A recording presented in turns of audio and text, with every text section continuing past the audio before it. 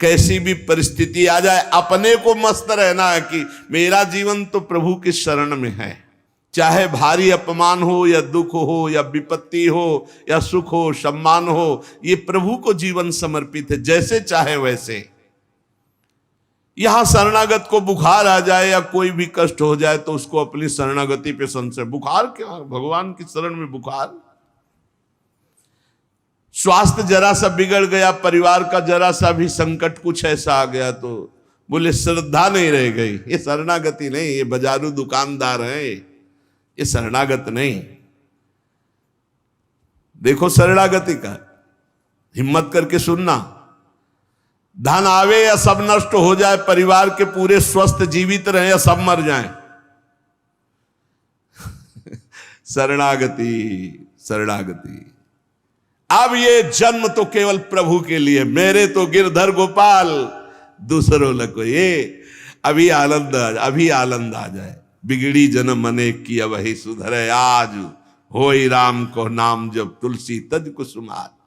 अनेक जन्मों की बिगड़ी अभी बन जाए, शरणागति केवल स्वीकार कर। पर शरणागति का अर्थ समझो, धन आवे या सब नाश हो जाए, पूरा परिवार स्वस्थ रहे या सब मर जाए, मेरे तो गिरधर गोपाल, हमारी करताल बंद नहीं होगी।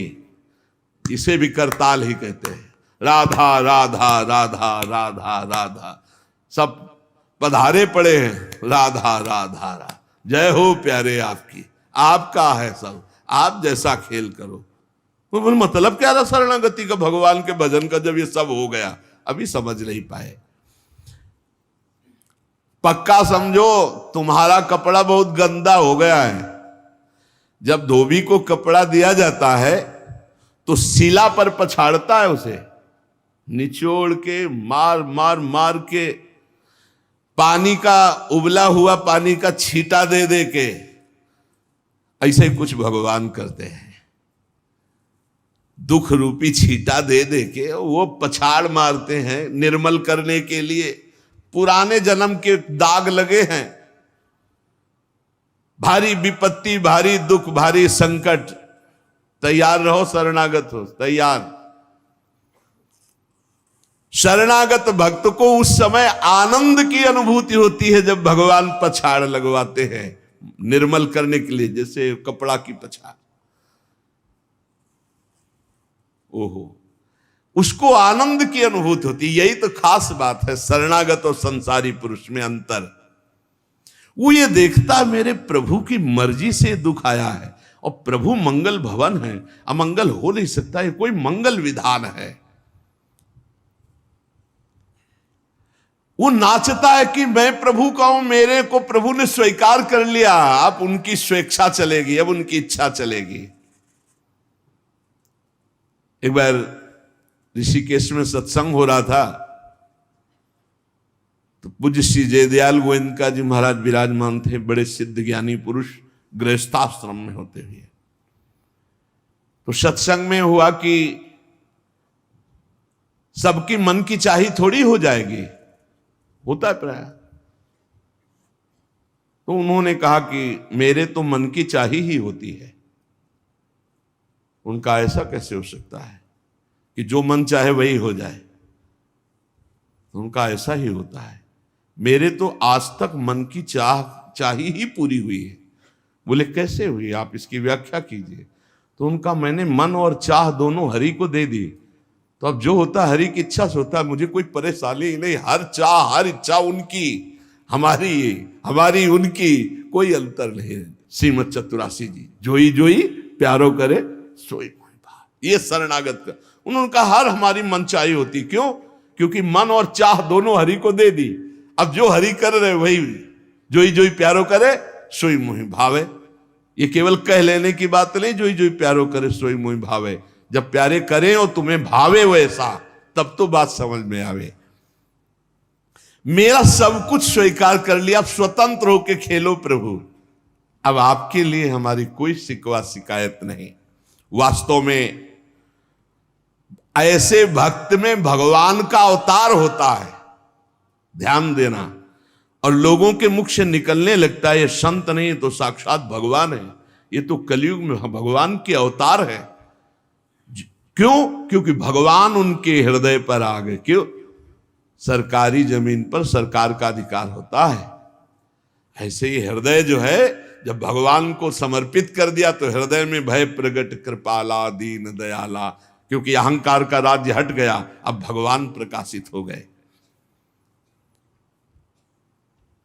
मजदूर जब काम करता है तो पैसा मजदूरी का मिलता है, परंतु घर का आदमी जब काम करता है तो उसे पैसा नहीं मिलता। क्यों? क्यों? घर का आदमी है।